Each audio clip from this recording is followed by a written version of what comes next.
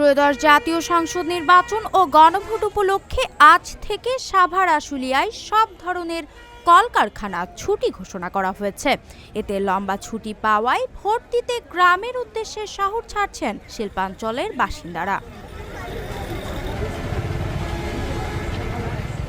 মঙ্গলবার ভোর থেকে বিভিন্ন বাস স্ট্যান্ডে চোখে পড়ে যাত্রীদের বাড়তি চাপ। পোশাক শ্রমিকরা জানান, আজ থেকে সব শিল্প কারখানা বন্ধ, যে কারণে ভোট দিতে গ্রামের উদ্দেশ্যে রওনা দিয়েছেন তারা।